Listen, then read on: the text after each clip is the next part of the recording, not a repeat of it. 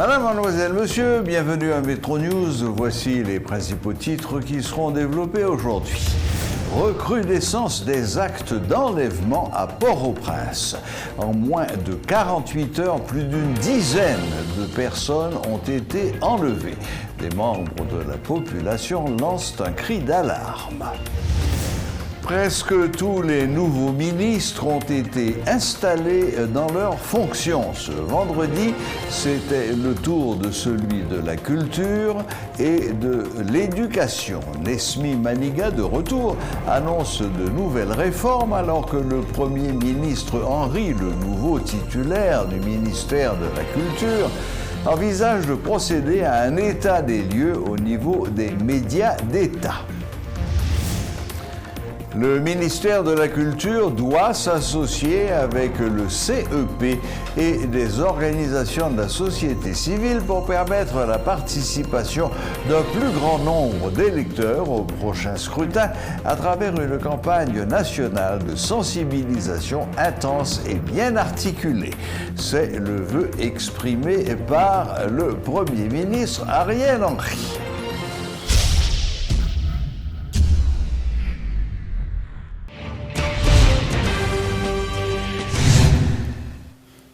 Le Premier ministre Ariel Henry a été investi ce vendredi dans ses fonctions comme ministre de la Culture, c'est bien ça.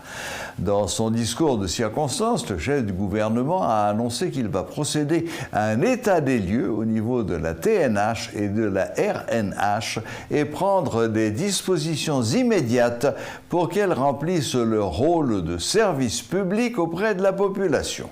M. Henry annonce également que le ministère de la Culture, qu'il dirige temporairement, entend s'associer avec les instances du nouveau CEP et des organisations de la société civile pour permettre la participation d'un plus grand nombre d'électeurs au prochain scrutin à travers une campagne nationale de sensibilisation intense et bien articulée.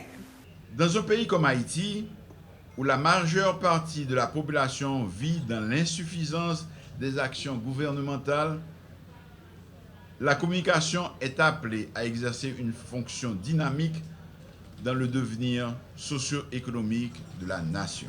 Le développement de quelque ordre qu'il soit, social, culturel, économique ou politique, ne peut produire son plein effet que si les bénéficiaires se trouvent en état de réceptivité, c'est-à-dire s'ils sont motivés par la nécessité de bien appréhender le progrès qui doit se faire avant tout à leur avantage.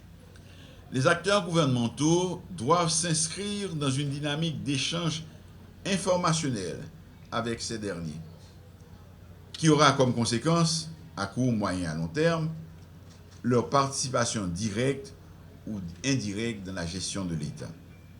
Nous allons travailler avec les médias haïtiens de la diaspora pour permettre à nos compatriotes vivant à l'étranger de rester en contact avec la terre natale, de mieux s'informer des activités du gouvernement et en même temps de produire leurs doléances. Mon gouvernement s'engage à respecter la liberté de la presse, tout en espérant que la presse jouera pleinement son rôle dans le processus de consolidation de la démocratie, d'éducation et du progrès économique. Au ministère de la Culture et de la Communication, nous allons tout mettre en œuvre pour que les journalistes aient accès aux informations.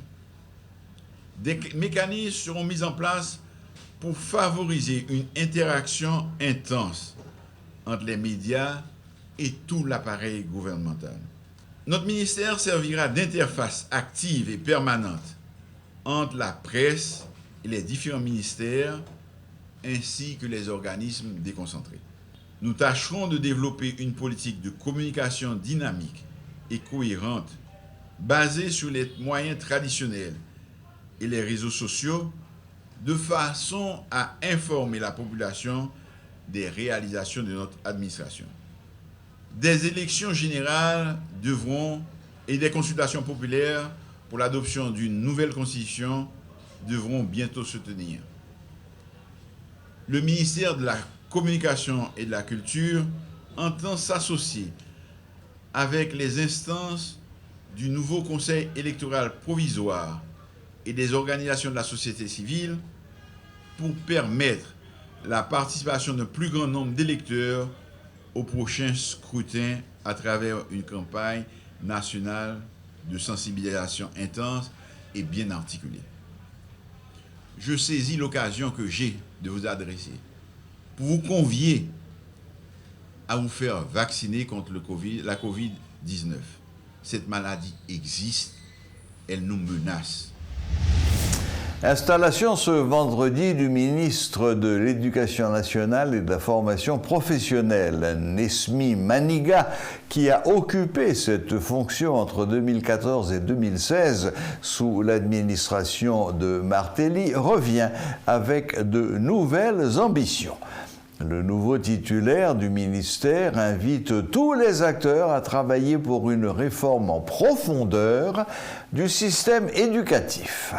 Je ne vais pas représenter aucun groupe politique particulier dans le gouvernement. Si un groupe, je vais tête mon mandat que je représente, c'est parents-élèves. C'est très important que je dise que le travail ministériel a commencé déjà pour que vous essayiez de soulager, que ce soit dans la mesure qui a commencé à prendre déjà, même si ça a touché seulement l'école publique, dans les affaires uniforme unique dans l'école publique, qui pourrait faire que peut-être prio augmenter bien moins que l'autre côté. Dans les affaires matériel scolaire, livres scolaires, dans tout avec projet qui démarré, pas de abouti, de livres uniques dans certaines catégories pour diminuer le budget par an.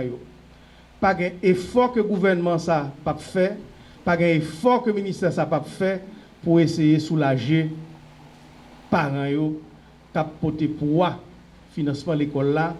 Tout le monde connaît que 80% de l'école c'est l'école que parents ont financé à travers l'école privée. Deuxième partie de l'intervention concerne le directeur de l'école. Moi j'entendais toute qualité de directeur tout le temps. Directeur de l'école publique, directeur de l'école privée. Moi connais tout effort que a fait pour que malgré toute difficulté que nous fait là yo bail service public ça. Couloir dialogue là a toujours continué l'ouvrir avec tout directeur, que ce soit ça qui a un contrat particulier avec le ministère, que ce soit ça qui c'est avec financement privé par eux cap bail service public là pour que le travail là continue maintenant. Troisième catégorie, c'est enseignant. Pas de l'école sans enseignant. Programme qui a commencé avec 4 avantages éducation. Côté l'entreprise était déjà d'accord pour que yo accompagner enseignants yo. Nan ba yo faciliter programme ça retourner sous table là parce que c'était un programme dans 12 mesures. Et c'est occasion tout pour me dire 12 mesures tourner en force tout. Li tourne en force parce que c'est important que nous considérions le système ça li malade nous obligés de prendre gros médicaments pour gros maladies. Quand on a parlé avec élèves, 4 millions d'élèves qui sont dans le système non, et étudiants qui sont dans l'université. Le message n'a pas changé. Craser bête nous, kembe tête nous, couer dans tête nous. Pas rien qui est capable de faire river côté nous river si ce n'est pas l'éducation. Le regroupement sociopolitique Escouade démocratique invite le Premier ministre à appliquer d'autres points de l'accord du 11 septembre. Selon Paul Géraud-Jean-Baptiste, coordonnateur de cette structure politique, la prochaine étape serait la libération des prisonniers qu'il considère comme des prisonniers politiques. Nous mettons quoi commission parce que libération prisonniers politiques c'est un point qui est en dedans accord. Pas de raison pour kembe ou dans prison encore. Anel Belize ou mettre quoi m'souvler dans non escouade démocratique Anel Belize Kilik Babas Mounsaï Renal Koutoua tout nèg ça va libérer. Abelson Goneg nous va libérer parce que tous ces prisonniers politiques. Escouade démocratique dit nous rester tête frette parce que nous-mêmes n'a bataille pour libération tout le monde ça yo. Nouveau gouvernement ça li pa gen l'autre mission. Mission première li, c'est mettre sécurité dans tout pays. Deuxième mission, c'est organiser bon genre élection.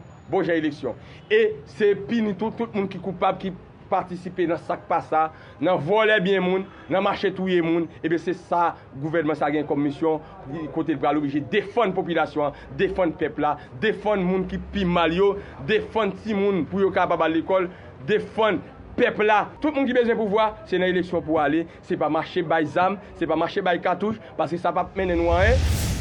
La présidente de Fondation Wildani Cupidon se montre très préoccupée par le climat d'insécurité qui prévaut actuellement en Haïti.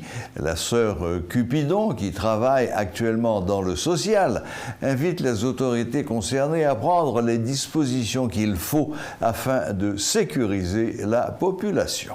Moi là, c'est comme qu'il a, mais l'esprit, tout moi-même en Haïti. Donc à chaque fois que j'ai des nouvelles, ouais, c'est un peuple qui peut vivre. Ouais, c'est un peuple qui vraiment, qui parle à côté de garde. Donc, et par contre, qui l'air sorti dans sa carrière. Si on te connaît, ça va par contre qui ça. Ouais, de jour en jour, bagaille a vivre plus mal. Ou après, monde qui vient pas qu'à manger, ou après, des problèmes de gaz, ou après, comme si, moun yo sorti dans pays l'autre, yo tombé dans ouragan, yo vient retourner dans insécurité, yo tourner dans kidnapping. Mais on va demander, qui ça qui fait? Est-ce que l'autorité est vraiment prend conscience?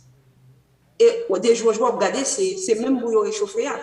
Ou est vraiment pas aucun, pas rien qui fait, c'est pas des gens qui ont pensé au pays, c'est des gens qui ont pensé avec propre, qui pas passé à peuple. Et c'est une bagarre qui fait mal. Et parfois tout, ou est pas des gens qu'il faut à la place qu'il faut. Monde qui est capable d'aider le pays, monde qui est capable de porter, ils touchent à ça fait là. Soit on va adresser, ou bien les gens même peut avoir essayé de aller, prendre la vie dans le bel, ou c'est même où le pays a tourné au bouillon réchauffé. C'est même là de l'organisation, c'est même où retourner, qui ne pas faire rien, les gens qui sont attendus ne pas attendre rien de eux. Donc, le peuple là dans une situation, côté que vraiment, c'est celle bon Dieu qui a arrêté dans sa vie. On a continué à prier, et puis pour bon Dieu capable de faire un peu de chose. Des citoyens de la capitale ont exprimé leur frustration par rapport à la recrudescence des cas de kidnapping. Malgré les annonces des autorités étatiques, la liste des victimes continue de s'allonger. Certains estiment que le phénomène est d'ordre politique et d'autres croient que ce sont des actes de violence bien organisés avec des objectifs bien déterminés. D'un autre côté, quelques étudiants dénoncent ce phénomène qui, selon eux, a de lourdes conséquences sur les loisirs. Suivez ce reportage de Rudolf Pierre-Louis.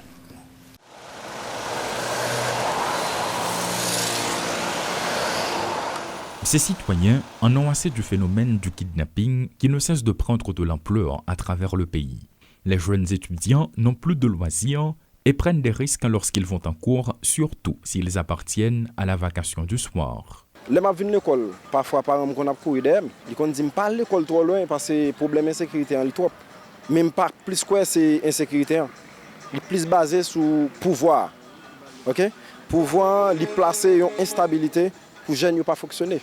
Quand il y a la débile font les 6 heures, tout le monde est là caillou. Nous avons par exemple 7 heures pour nous faire un petit sortie pour nous sur place Clestine.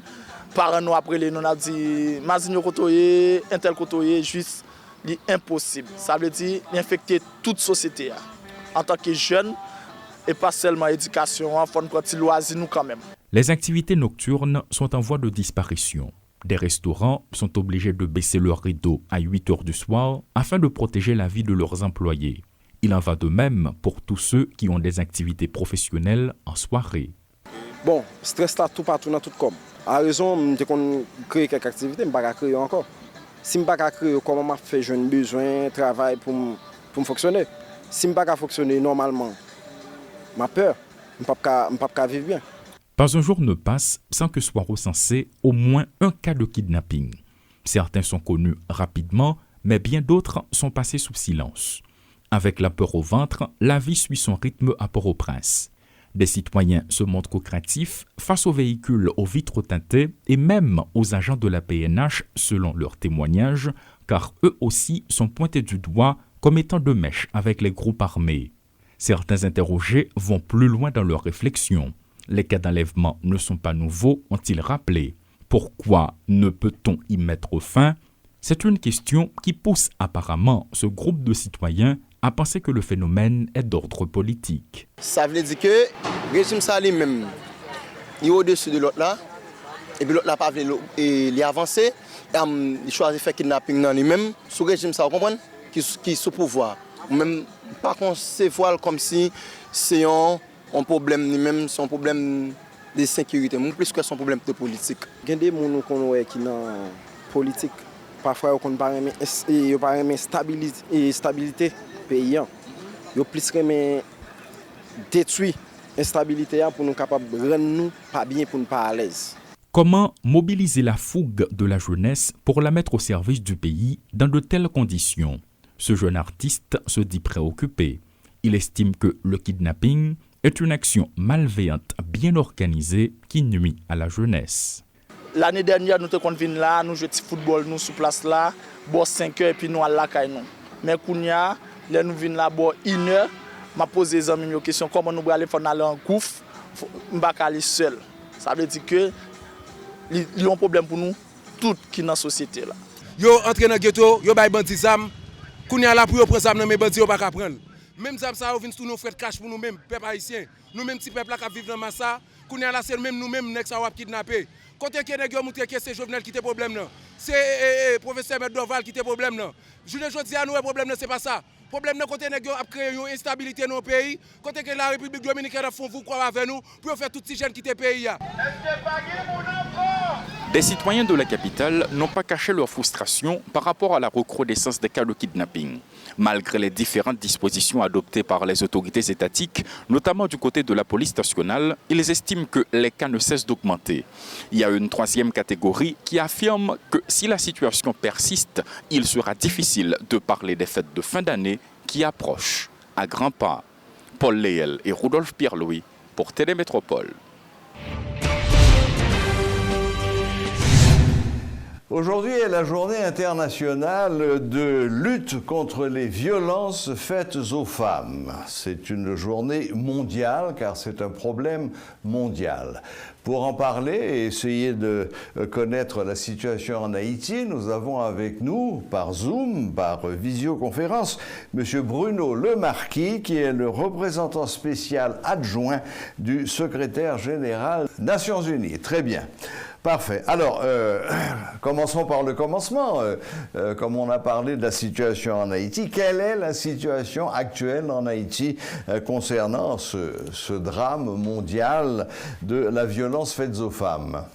Alors, bonsoir M. Klein, bonsoir aux auditeurs de Télémétropole. Merci pour cette invitation à l'occasion de cette journée, donc la journée internationale pour l'élimination de la violence faite aux femmes et aux filles, qui est aussi l'occasion du lancement des 16 jours d'activisme contre les violences faites aux femmes et aux filles. Donc, journée ça, c'est une opportunité pour tout le monde, y compris pour les Nations Unies, pour nous discuter dans le PIA sur question de violence contre femmes, actives et bataille qui est faite pour nous couper violence ça.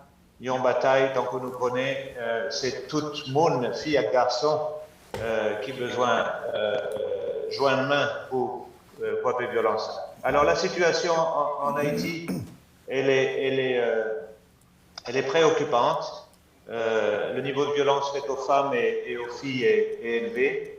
Donc c'est pas spécifique à Haïti, c'est dans de nombreux pays.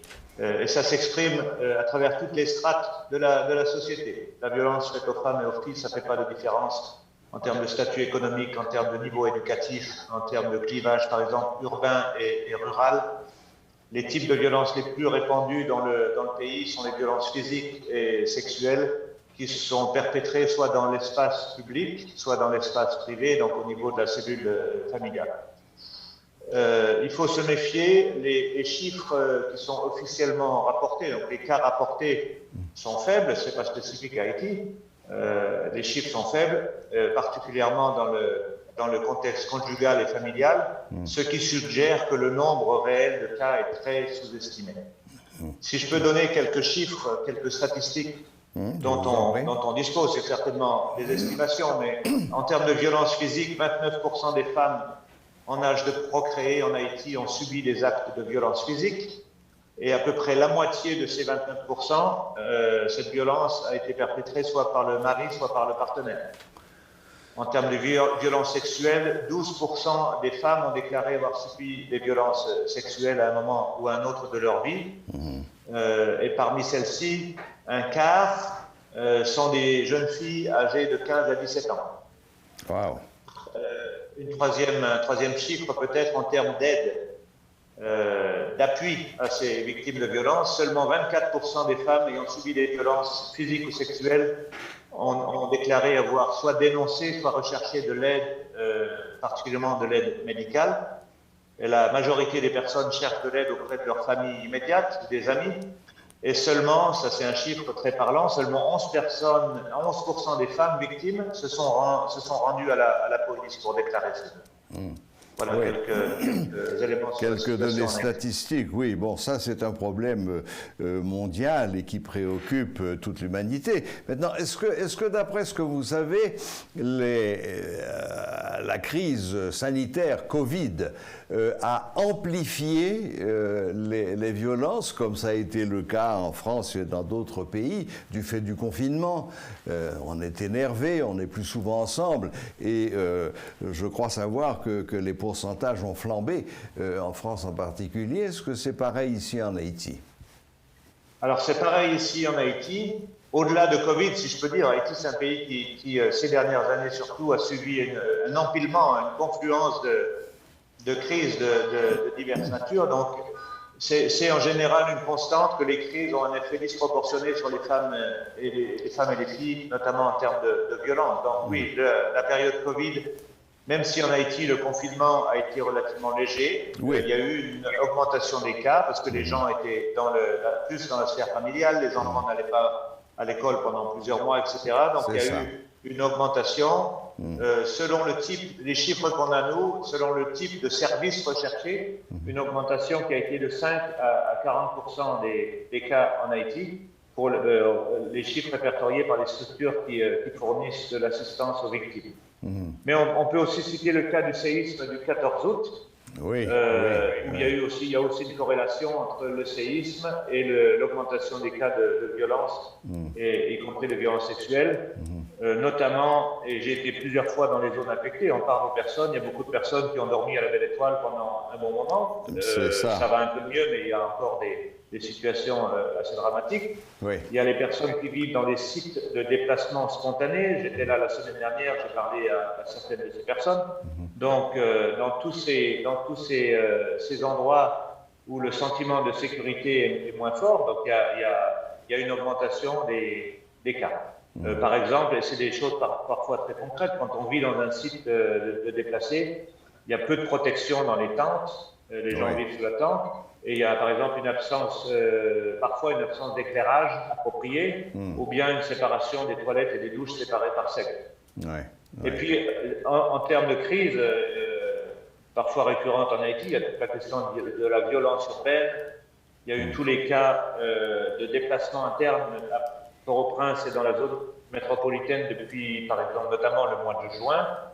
Il y a 19 000 personnes déplacées internes dans la zone métropolitaine, des gens qui ont dû quitter leurs endroits, que ce soit de Bel Air, de Martissan, etc.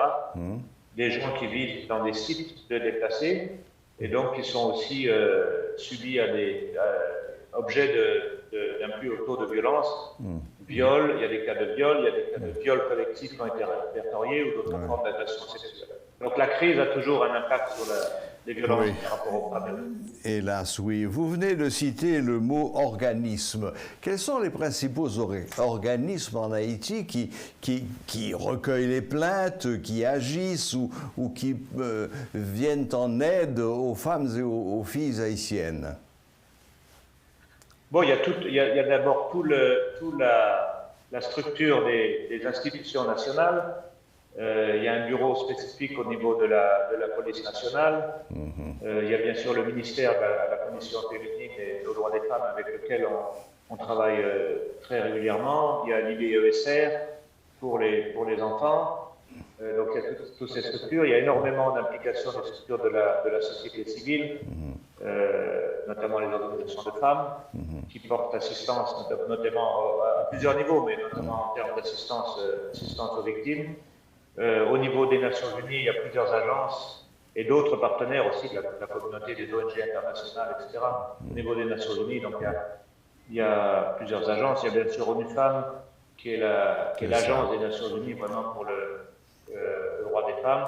Il y a le FNUAP, le Fonds des Nations Unies pour la population, qui est très impliqué dans tout ce qui est les violences basées sur le genre. Il y a aussi en Haïti un programme qui s'appelle le programme Spotlight. Donc c'est vraiment une très très grosse initiative c'est la plus grosse initiative qui existe au niveau mondial entre les Nations Unies et l'Union européenne, qui a choisi un certain nombre de pays, dont Haïti. Donc c'est mis en œuvre avec le gouvernement, à travers le ministère de la Condition féminine et aux droits des femmes, avec énormément de partenariats avec les organisations de la société civile, avec 4 agences des Nations Unies, ONU Femmes, le FNUAP, l'UNICEF et le PNUD, sur financement donc, de l'Union européenne. C'est un programme qui travaille vraiment spécifiquement sur la violence, basé sur le genre, au niveau de la cellule familiale. Donc le thème qui a été pris ici, c'est la cellule familiale, et c'est actif au niveau de 4 départements, de la Grande Anse, du Sud, de l'Ouest et du Nord-Est. Donc c'est un programme qui a énormément de volets, tous basés sur l'élimination de la violence faite aux femmes et aux... Très bien. Est-ce qu'en Haïti, comme presque partout ailleurs dans le monde, les victimes hésitent de porter plainte? Est-ce que vous avez pu le constater ici en Haïti? Vous nous avez donné un certain nombre de chiffres tout à l'heure qui sont très faibles finalement. Alors, en général, ce n'est pas uniquement en Haïti, c'est assez courant. Pourquoi les victimes hésitent-elles à se manifester? J'ai dit tout à l'heure, d'après les chiffres, qu'on a 11% seulement des victimes se rendent à la police. C'est ça. D'abord, il y a la question de l'accès à la justice. Et de nombreuses survivantes trouvent qu'il est extrêmement difficile, voire impossible, de s'engager avec la police et le système judiciaire. Donc, c'est une question de confiance aussi. D'autres décident de ne pas aller de l'avant avec une action en justice par crainte de représailles, par crainte d'ostracisme communautaire, d'être un peu mal vu par sa famille, etc. Il arrive souvent aussi que les survivantes pensent que même si elles entament une procédure, elles vont subir des pressions et que les auteurs de toute façon ne seront pas punis, qu'elles vont les recroiser dans la rue et que les autorités ne prendront pas leur plainte au sérieux. Ensuite, il y a la question des normes sociales existantes, donc qui contraignent, donc c'est toutes les pressions de la société, y compris au sein de la sphère familiale, qui contraignent les victimes à garder le silence. Et souvent, les victimes sont d'ailleurs jugées davantage que les agresseurs. C'est souvent, pas uniquement en Haïti, mais c'est souvent aux victimes à s'adapter aux circonstances. Elles sont pointées du doigt, il y a des stéréotypes. Par exemple, les femmes ne doivent pas s'habiller de telle façon, ou les filles ne doivent pas s'habiller de telle façon, elles ne doivent pas fréquenter certains endroits, elles ne doivent pas sortir le soir. Donc c'est un peu tout cet ensemble de choses. Mais les changements culturels, ça doit vraiment intervenir.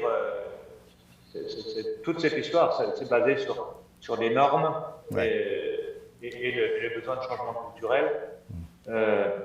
Qui sont vraiment clés pour conjuguer cette violence. Donc c'est comment faire évoluer, y compris dans une société comme la société haïtienne, les stéréotypes, les attitudes, les habitudes qui conduisent vraiment à perpétuer ce sentiment de honte chez les survivants. Donc il faut que comme on dit dans certaines des campagnes qu'il y a eu au niveau mondial, il faut que la honte change de camp. Voilà, très bien, exactement, c'est bien ça, il faut que la honte change de camp. Bon, écoutez, est-ce qu'il y a quelque chose que vous souhaiteriez ajouter? Y a-t-il des initiatives particulières que les Nations Unies vont prendre dans ce contexte et dans les jours qui viennent? Enfin, qu'est-ce qui risque de changer finalement? Bon, il y a énormément d'axes de travail. C'est vraiment un gros problème en Haïti et ça nécessite un traitement. Il y a l'immédiat, mais il y a aussi le traitement de fond. Le traitement de fond inclut un certain nombre de volets sur lesquels il y a un travail depuis de nombreuses années en Haïti, mais il faut continuer et avancer. Le premier, c'est l'amélioration du cadre législatif et politique. Haïti a ratifié un grand nombre de conventions internationales, mais elles ne s'intègrent pas toutes. Ce n'est pas uniquement sur ce sujet-là, c'est aussi sur d'autres sujets, elles ne s'intègrent pas toutes dans les lois nationales. Ouais. Donc il faut vraiment que à ce niveau-là, ça avance. Il y a toute la question du renforcement des capacités des institutions nationales. Il y a par exemple un mécanisme qui existe en Haïti qu'il faut vraiment soutenir, ça s'appelle la concertation nationale contre la violence faite aux femmes, qui comprend les autorités étatiques, les organisations de la société civile et la communauté internationale. Donc c'est vraiment un levier qu'il faut soutenir. Très bien. Il y a le renforcement de la prévention des violences. Il y a la question de l'amélioration de l'accès des survivantes aux services essentiels. Il y a toute la question des statistiques qui, au-delà de cette problématique, est vraiment un problème en Haïti. Les données en Haïti, c'est une denrée assez rare. Oui. Donc le renforcement de la disponibilité de données pour informer les politiques publiques, informer les programmes, informer les actions. Et puis ensuite, il y a constamment soutenir le leadership des mouvements de femmes, des mouvements féminins en Haïti, que ce soit au niveau économique, au niveau du leadership politique, etc. Bon, donc voilà, l'ONU est vraiment engagée dans toutes ces problématiques à travers ces agences. On est vraiment aux côtés du ministère de la Condition féminine, des organisations de femmes. On travaille avec la police nationale, le personnel, par exemple aussi le ministère de la Santé qui a un gros rôle en termes d'appui aux victimes. Donc énormément d'agences sont impliquées sur cette problématique. Et puis aussi, je voulais dire peut-être un dernier mot sur le rôle des hommes et des garçons. Parce que donc, les garçons et les hommes, l'éducation des garçons est très, très, très importante pour qu'ils soient éduqués pas avec ces stéréotypes, mais avec une ouverture et ils font aussi partie de la solution future. Donc l'éducation des enfants est absolument primordiale, y compris l'éducation non seulement à l'école, mais aussi au sein de la famille, pour que les normes évoluent. Oui, voilà. Oui, c'est d'ailleurs ça, c'est un des grands paradoxes haïtiens, c'est la vénération que la plupart des hommes portent à leur mère, et dans le même temps, cette espèce de mépris de supériorité vis-à-vis des autres femmes, en oubliant que ces autres femmes seront peut-être demain des mères également. C'est ce paradoxe qui est très marquant en Haïti.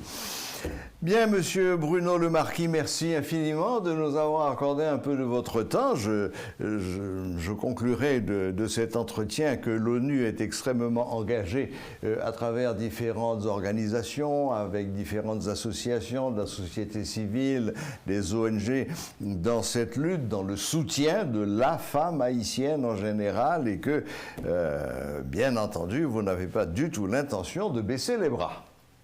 Pas du tout. Merci en pile. Et la lutte continue. Merci beaucoup. Merci, bonne fin de journée. Au revoir. Au revoir. Bonne fin de journée. Voilà, c'était M. Bruno Le Marquis. Contrairement à ce que j'ai annoncé tout à l'heure, il est le représentant spécial adjoint du secrétaire général de l'ONU et non pas de l'UNICEF, et il est le coordonnateur résident en Haïti. Voilà, la boucle est bouclée. Merci de nous rester fidèles. Très bon week-end à toutes et à tous, et à la prochaine, même heure, même chaîne.